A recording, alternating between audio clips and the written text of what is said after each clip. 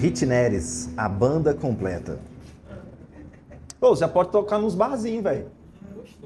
Já tem uma profissão aí, né? Legal, tem tudo aí, velho. A gente vai lá, viu? Deixa eu ouvir lá. Muito bom. Gente, vamos abrir a Bíblia. Esse mês a gente está compartilhando um texto, que é o texto de Mateus, capítulo 9. A gente está conversando esse mês, sobre a religião incompleta ou insuficiente, aquilo que os nossos movimentos como sociedade, as construções sociais não conseguem atingir. E no âmbito da fé, a gente monta essa religião que nós chamamos, né? A estrutura que a gente, como sociedade, estabelece, alguns pontos que a fé não consegue nos atingir, não consegue resolver, não consegue trazer para nós uma direção. E hoje a gente vai falar um pouquinho sobre a insuficiência da fé na compaixão. A gente começou no primeiro domingo falando sobre a insuficiência da religião na misericórdia. Semana passada a gente falou um pouquinho sobre a relação humana, sobre a comunhão, sobre como se conectar com pessoas. Hoje a gente vai falar um pouquinho sobre compaixão. E eu queria ler então, relembrando esse texto com a gente, Mateus capítulo 9, verso 9. Eu sei que o pessoal semana passada estava preocupado comigo aí, porque eu fui para Chapada com o Sabino. Eu estar aqui hoje já é o testemunho. Gente, obrigado, Sabino e Miriam. Rapaz, lá foi tenso.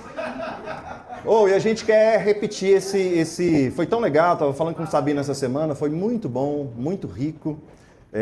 Eu queria convidar aí, já estou compartilhando a semente aí com alguns casais. Vamos fazer um rolezinho aí, a galera também, reunir os casais, reunir a galera aí que queira ir. Vidas solteiras importam. Tem trilha para tudo quanto é gosto. Tem trilha de 12, de 6. Tem lugar para ficar parado também. Tem Netflix também. Tá? Vamos agilizar isso, tá? Então eu vou convidar vocês aí, quem sabe a gente marca isso. Obrigado, Miriam. Obrigado, Sabinão, pela alegria de vocês. Eu falei, não vou chegar domingo aqui sem zoar vocês de jeito nenhum. Vamos ler o texto, gente? Saindo Jesus, Mateus 9, 9. Saindo Jesus, viu um homem chamado Mateus, sentado na coletoria, e disse-lhe, siga-me. Mateus levantou-se e o seguiu.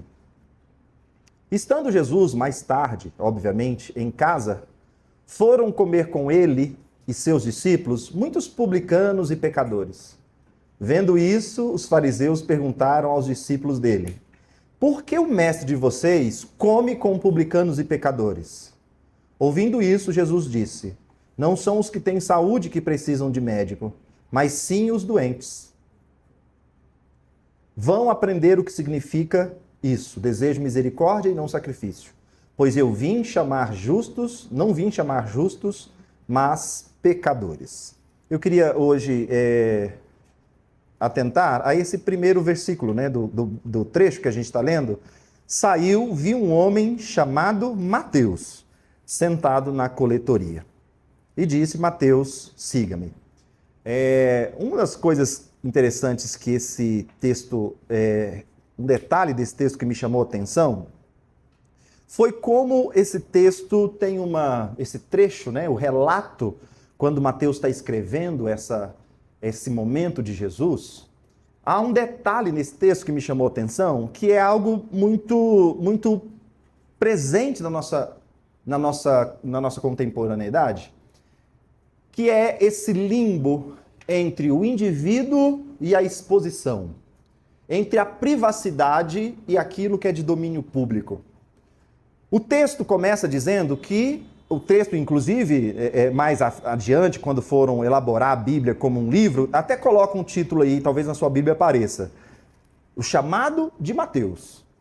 Esse texto, esse bloco que a gente leu, o foco, segundo os organizadores da Bíblia como um livro, se refere ao chamado de Mateus. Mas note que no mesmo texto, no mesmo bloco, versículo adiante, diz que já não é mais Mateus a cena. Alguém chega em Jesus e envolve Mateus num outro grupo, num coletivo. Faz uma exposição de Mateus. O mestre de vocês come com publicanos e pecadores. Mateus se perde agora. Mateus deixa de ser o indivíduo atento como foco de observação de Jesus e ele é colocado de uma forma generalizada. Publicanos e pecadores.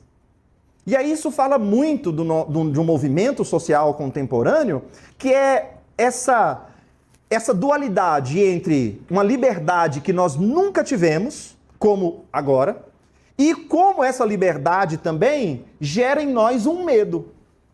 Nós nunca estivemos tão familiarizados com a exposição. Nós nunca fomos tão empoderados como indivíduo a se colocar. Anos atrás, na época do Manuel... Recente. A gente, né, quem é que pegou a época do jornal, da revista, né? Nós éramos apenas o público leitor. A gente lia o noticiário. A gente lia o jornal, a gente lia a revista, a gente ouvia o jornal, a gente assistia o noticiário. Hoje, a gente tem voz mesmo diante da notícia. Quando você abre um site de notícia, você abre lá um site do jornal, que antes era impresso, no fim da reportagem tem lá um comente aqui. Se você colocar uma hashtag de uma empresa diante daquilo que você não foi bem atendido, essa notícia se torna um julgamento social.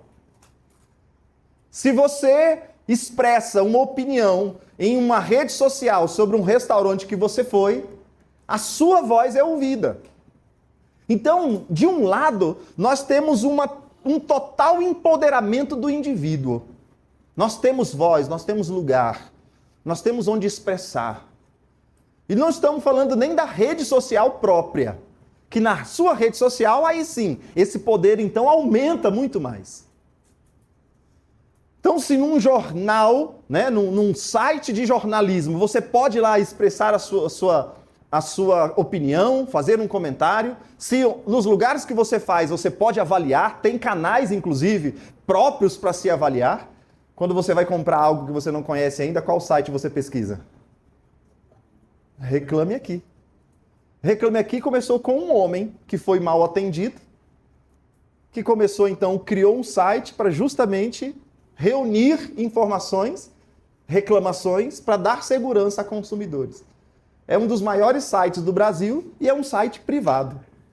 Não é uma iniciativa estatal. Não, é um site de um indivíduo que falou assim, eu fui mal atendido, devem ter muitas pessoas mal atendidas também, vamos criar um canal para todo mundo o quê? Verbalizar. E hoje é um canal excepcional para você quando você vai comprar alguma coisa desconhecida. Olha que interessante. Quando a gente vai para a nossa rede social, então, nossa rede social é a gente que manda. Nós temos liberdade total de postar, de marcar, de fazer o que quiser na rede social. Mas aí, por outro lado, nós nunca tivemos também tanto medo de ser. A linha é a mesma. Obrigado, irmão. A linha é a mesma. No mesmo lugar que você tem poder de expressão, você morre de medo de um vídeo seu exposto. De uma foto sua exposta. Uma opinião, um post, uma frase, uma foto derruba políticos, derruba CEOs de empresa. Uma opinião, uma curtida, fulano curte o post de fulano. Isso já pode dar um BO. Você seguir na rede social. Bruna Marquezine parou de seguir Neymar. Isso é notícia da semana. Ela não xingou ele. Ela não foi lá fazer estrago na porta. Ela parou de seguir na rede social. Olha que lugar de liberdade e medo. De forma que esse poder que a gente tem hoje de ser, de falar, de se expressar, pode também nos levar para lugares muito difíceis. Pode nos levar também para um lugar de medo. Pode nos levar para um lugar de solidão. Pode levar para um lugar de oposto à personalidade. Pode nos tornar subjetivos no meio de uma série de outros fatores. Um lugar que nos dá autoridade de ser, de ir, de fazer, de falar, de opinar, pode também nos levar a um lugar que dilui totalmente a nossa identidade. Então nós perambulamos por esse lugar de liberdade, de ser, de fazer, de vestir, de falar, de mostrar, de ter, mas ao mesmo tempo a gente morre de medo. A gente vive inseguro, com medo de perder a nossa identidade. E não é só a questão da rede social. Hoje, cada vez mais, esse indivíduo está exposto. E quando a gente fala, então, desse texto, esse texto está falando justamente sobre isso. Se todos podem falar, todos também podem julgar. Se todos podem mostrar, todos também podem ser criticados. Se todos podem opinar, todos podem ser motivo de hater. E aí vem, né, até um comércio paralelo a isso, né? A gente vê algumas notícias bombásticas, né? Fulano aparece no noticiário, aparece na rede social, daqui a pouco vem um produto. Daqui a pouco vem um lançamento. Ou seja, até o comércio em torno dessa exposição e desse julgamento parece existir. E aí, esse detalhe nesse texto mostra para nós esse mesmo movimento. Mateus, de uma hora, ele é empoderado, no mesmo dia, horas depois, ele é colocado no grupo de pecadores. No mesmo momento que Jesus o vê, no mesmo momento que Jesus empodera Mateus, dando a ele nome, dando a ele, vem, me segue.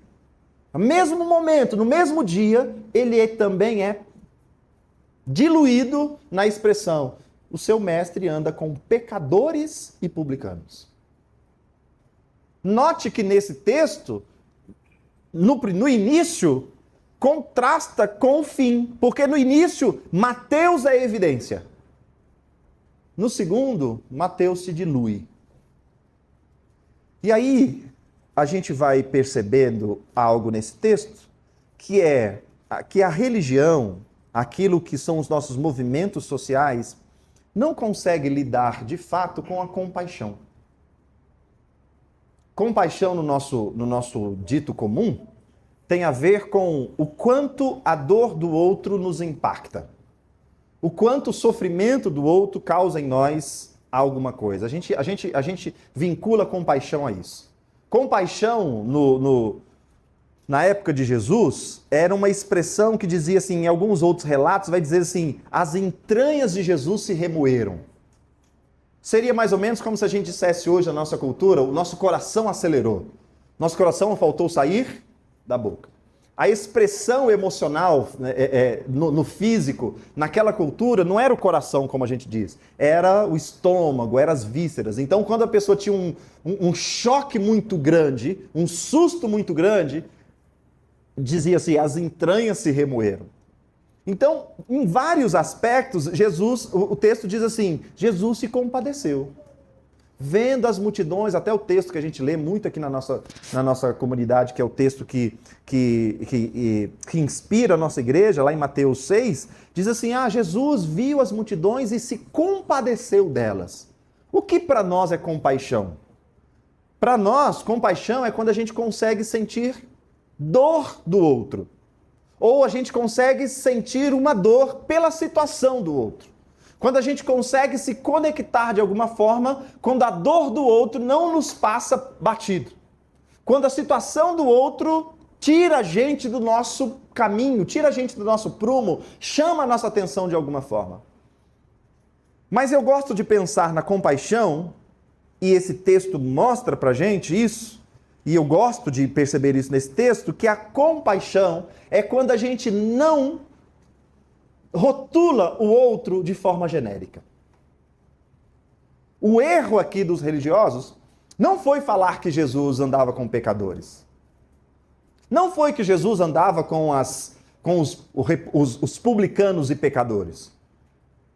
Mas foi esquecer que Mateus está evidenciado nesse texto. Que Jesus não chamou Mateus da multidão de pecadores. Jesus não chamou Mateus da multidão de publicanos. Jesus chamou Mateus, um publicano, chamando-o pelo nome. Essa generalização do indivíduo é a mais drástica manifestação de falta de compaixão. A compaixão é quando, diante da situação que aquele indivíduo enfrenta, ele não é generalizado. Ele não é colocado numa condição de totalidade. Mas dentro de situação semelhante, ele ainda é olhado na sua individualidade. Jesus não chamou todos os publicanos e Mateus aceitou o apelo. A gente gosta de fazer isso, né? Jesus não olhou para todo mundo e não percebeu que Mateus acompanhou. Não. Dentro do grupo dos publicanos, Jesus fez questão de encontrar especificamente com Mateus. Isso é o mais alto nível de compaixão. Essa é a compaixão que faz com que Jesus seja descrito como alguém que sempre se compadecia. Quando a gente vai ver que na narrativa bíblica, algumas expressões que Jesus se compadecia das multidões, é quando o autor que está escrevendo sobre ele está dando meio que um resumo. Porque nas narrativas dos episódios de Jesus, dos encontros de Jesus, Jesus sempre vai deixar claro, você não vai ver Jesus curando meio que no sopro. Receba! A metralhadora espiritual, que pega geral. Hã? Jogando terno. Jesus não vai fazer esse tipo de coisa. No meio da multidão, Jesus ouve o grito do cego. No meio da multidão, Jesus vê e sente o toque de uma mulher nas suas vestes. No meio da multidão, ele vai ver que um leproso está o acompanhando. A gente vai perceber que as atitudes de Jesus no seu ministério, embora recheado e permeado de multidão, a tratativa de Jesus sempre vai ver restaurando a personalidade. Jesus não vai tratar todo mundo como a mesma coisa. Então, olha que interessante. Num lugar onde a gente permeia nesse medo da exposição e nesse poder de expressão, como que o Evangelho responde a isso? O Evangelho responde para a gente tornando a gente como indivíduo. Mesmo as nossas falhas, os nossos medos, as nossas situações, as nossas alegrias, sendo alegrias comuns, Deus não vai tratar a gente como comum. Deus vai se revelar, se manifestar, Deus vai se comunicar, Deus vai interagir de forma muito única. A nossa dor, mesmo parecida com a dor do outro, o nosso dilema, mesmo sendo muito parecido com o do outro, não vai ser tratado na mesma fábrica. Deus não trabalha com multidão no sentido de produção em série. Deus não trabalha com conselho em série. Deus não trabalha com nada em série. Deus, mesmo tendo questões globais, ele vai atingir a cada um segundo a sua individualidade. E isso é o ato máximo da compaixão. Deus, no Evangelho, na revelação de Jesus, não vai tirar do indivíduo aquilo que é o seu maior trunfo, que é a sua personalidade, a sua personificação, que é a sua vida individual. E o que mais fere a gente no caminho da fé não foi justamente a globalização, a generalização? Se você divorciou, você entrou no grupo de quê? Dos divorciados que não devia se divorciar. Se você pecou, seu pecado foi colocado em qual categoria? Na categoria dos que matam a aula. E ninguém vai perguntar para você por que você matou a aula. A religião só vai dizer para você que você não deveria ter matado a aula. Se você falhou, se você fez... Não existe particularidade na religião. Na religião, eu e você somos colocados no mesmo vagão, no mesmo setor, na mesma repartição, na mesma categoria. E a gente é tratado de forma generalizada. A nós é dado um poder de absorver os princípios da fé. Quando a gente conversa com alguns pais, e nós pais temos essa tendência, essa tentação, a dizer o quê? Mas eu criei meus filhos do mesmo jeitinho. Eu criei mesmo jeito. Por que um é assim e o outro é assado? É porque a nossa estrutura familiar tende a fazer o quê? Generalizar os princípios da educação. Generalizar os métodos de convivência. Generalizar os métodos de atender o indivíduo. Quando a gente vai lá para a escola, existe a generalização do ensino. Quando a gente vai lá para o comércio, por mais que a gente ainda tenha, né, um movimento hoje, né, contemporâneo de tratar o cliente na sua, né, peculiaridade, mas a gente esbarra. Cada lugar que você vai como consumidor, né, não quer mais te vender um produto, quer te vender a experiência. Não é assim? Mas você vê que é insuficiente. Você vê que o sorriso é genérico. Você vai vender uma BMW, é meio genérico. Você até decora o nome do cliente. Mas se ele te pedir uma coisa que não tem como, você vai falar o quê? Ô, meu filho, nesse vagão aqui não dá. Ah, mas eu quero uma aula de... Ô, meu amigo, mas não dá. A aula aqui é de 7 a meio-dia. Ah, mas não dá.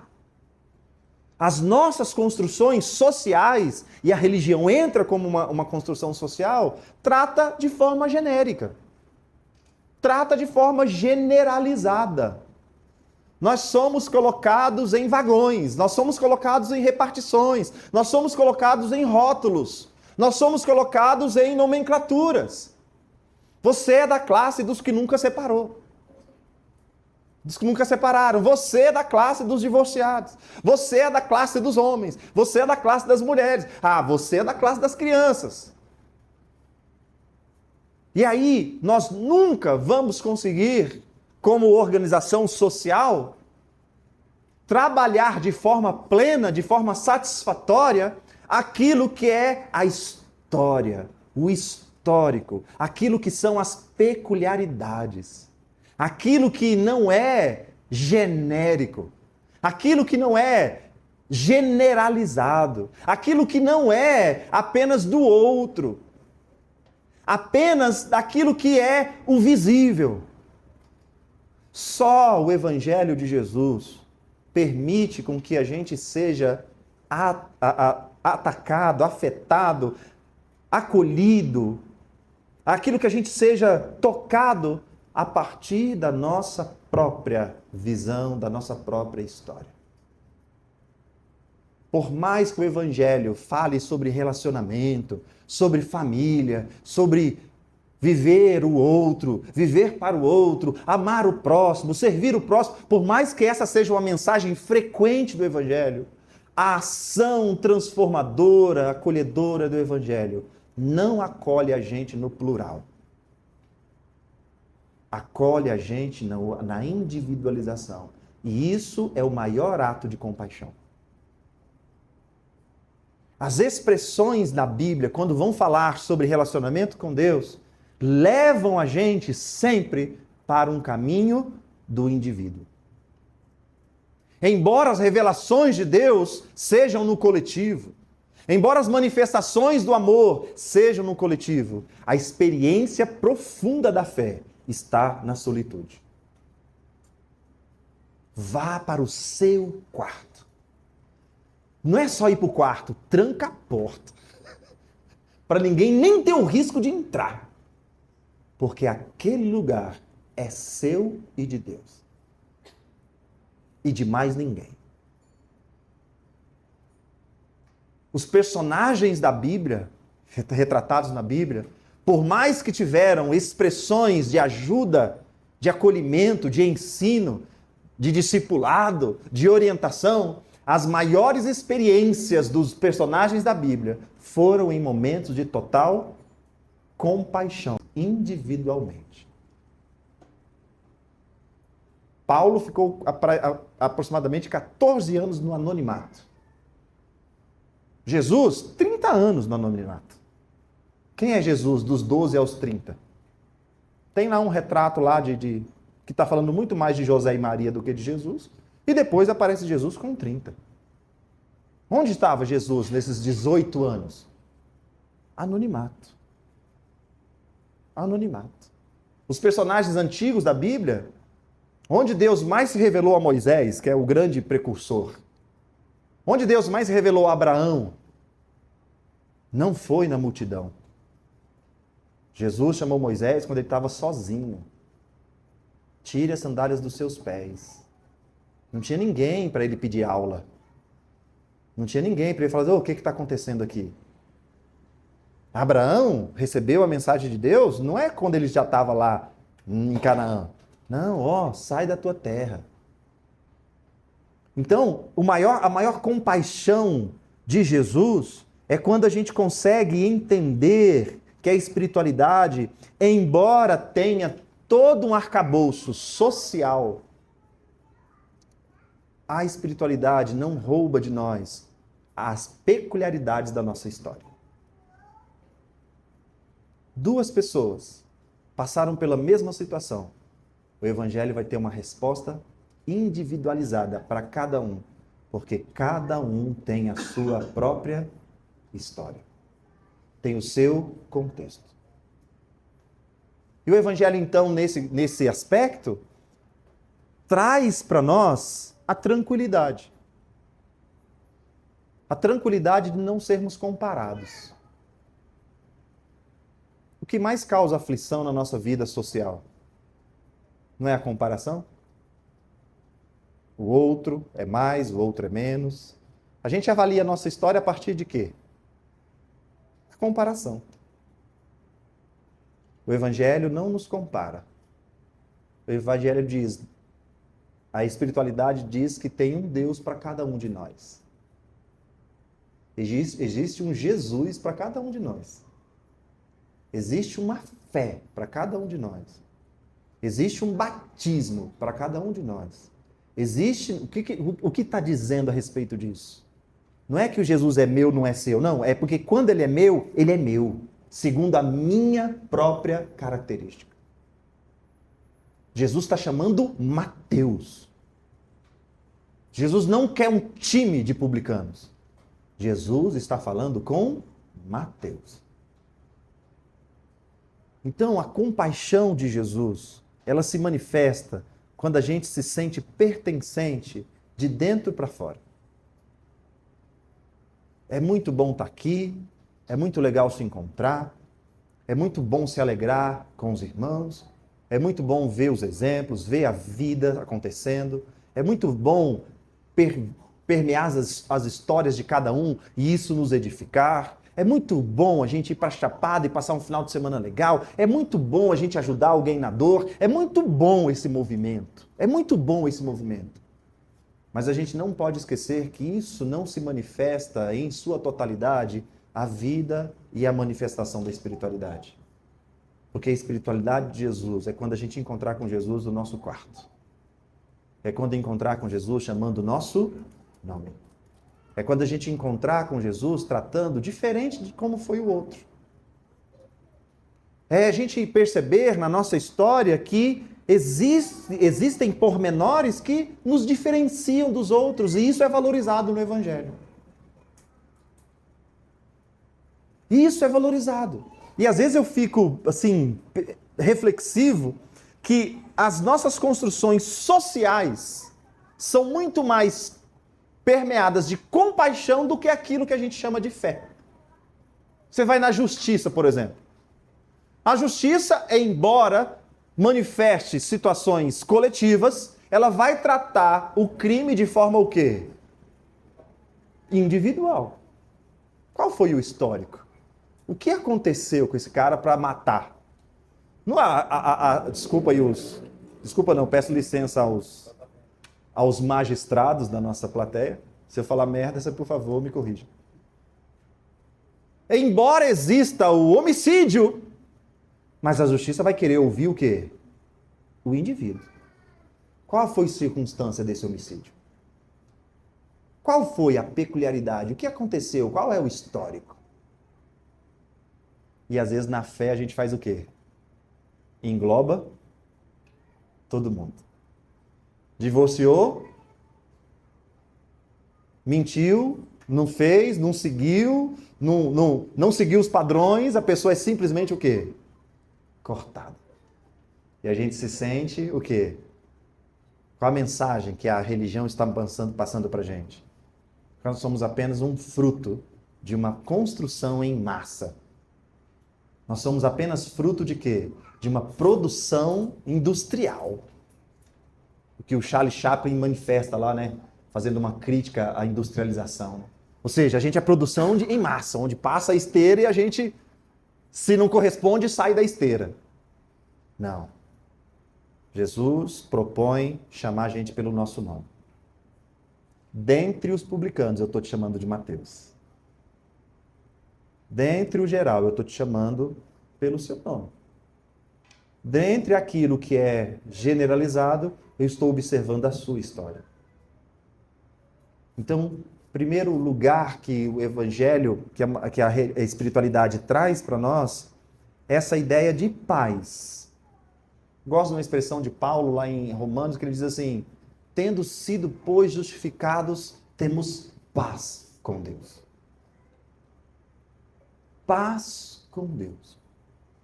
Então Deus não é esse carrasco que vai olhar aquilo que a gente fez, categorizar e dispensar. Olhar, categorizar e generalizar. Não, Deus vai tratar o nosso indivíduo. Então cuidado para a gente não perder a nossa personalidade. Cuidado para você não perder as suas experiências pessoais com Deus. Cuidado para você não achar que aquilo que você está vivendo não é de Deus, porque não se encaixa ao padrão, ao modelo.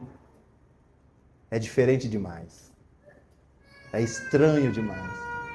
Cuidado para a gente não perder aquilo que é a nossa fé, em prol de pertencer, de se encaixar a um lugar. Cuidado com as formatações. Cuidado com as generalizações. Porque o reino de Deus é um reino que, dentre as generalizações, ele chama pelo nome. Ele trata o indivíduo.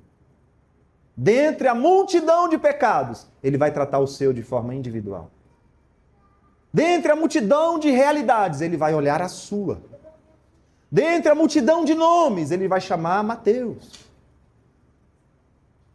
Nós vamos generalizar, o seu Deus, o seu mestre anda com pecadores e publicanos. E Jesus está sentado na coletoria chamando Mateus. Então, qual foi a última vez que a gente se sentiu pertencente, não de forma coletiva, mas de forma pessoal? Qual foi a última vez que a gente precisou do coletivo para a gente se sentir? E na solidão a gente não se sentiu. O nome disso é dependência. Qual foi a última vez que a gente sentiu ser acolhido, ser ouvido, ser respondido, ser abraçado, ser preenchido fora desse movimento coletivo. E a gente não está dizendo que aqui não acontece, tá, gente? São duas coisas distintas, que não necessariamente caminham juntas. Existe muita expressão de Deus no coletivo. Existe muita, a gente não nega. Existe mais a expressão uns aos outros no Novo Testamento do que outras expressões como céu e inferno. O uns aos outros é a expressão máxima da fé. Mas a origem máxima da fé não é no coletivo. A origem máxima da fé é no indivíduo. Se alguém passar e ver uma reunião como essa, ou ver a gente cantando, ver a gente aqui se movimentando e chegar aqui e falar, olha, eu vi Deus aqui. Beleza, não vai ficar nisso. Deus vai fazer questão de encontrá-lo lá no quarto dele. Muitas pessoas chegaram para a fé cristã pelos movimentos. Ah, um amigo me chamou, eu fui, eu comecei aí, foi legal, mudei para cá e vi, eu vi no Instagram. Muita gente vem. O movimento social atrai. Mas a gente não pode esquecer que isso não é tudo. Porque o dia que essa igreja não reunir, onde vai estar a nossa fé? No domingo que não tiver culto, onde vai estar a nossa fé? No dia que não houver um irmão sentado do meu lado, onde vai estar a minha fé? No dia que não houver um pastor, onde vai estar a minha fé? No dia que vir, a perseguição, imagina a perseguição, onde vai estar a fé? Porque o coletivo é a expressão da minha fé. Mas a origem da minha fé é Deus me chamar pelo nome. Deus tratar em mim aquilo que é meu. Deus tratar comigo sem nenhuma comparação ao outro. Sem nenhum resquício. Diz, na educação infantil, diz que uma das feridas mais profundas na vida de uma criança é justamente a comparação.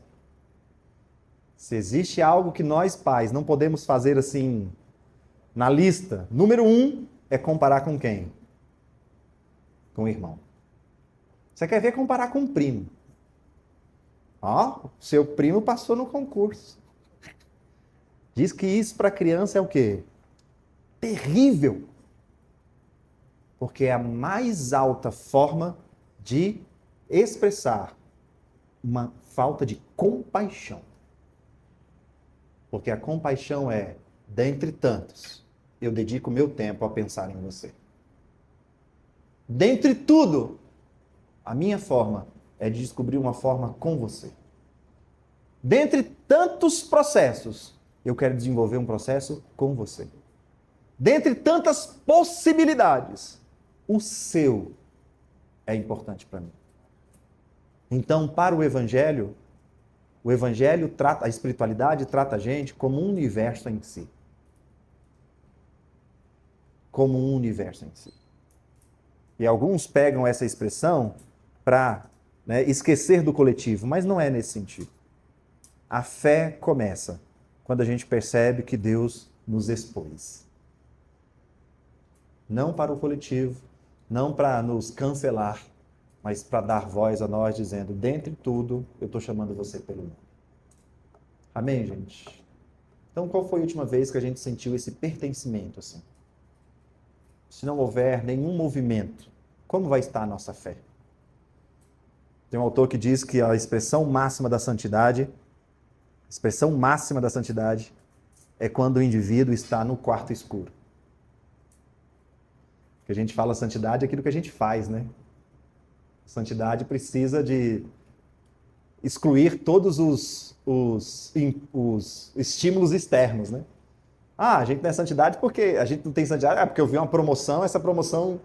Não, e quando a gente está no quarto escuro, sem nenhum estímulo externo, só com a gente mesmo? Como está a nossa conexão com Deus? E não é nesse sentido de pecado não, tá, gente? É no sentido de pertencimento a Deus. A gente sente Deus, a gente se sente pertencente, a gente se sente mesmo assim acolhido. Essa é a expressão máxima do que a gente chama de compaixão. É por isso que as entranhas de Jesus, em outras palavras, é por isso que Jesus passava mal do estômago. Porque ele via as multidões e as multidões não tinham pastor quem cuidasse. E o pastoreio das ovelhas, no caso, não é coletivo. O pastoreio é individualizado. Amém, gente? Vamos orar por isso?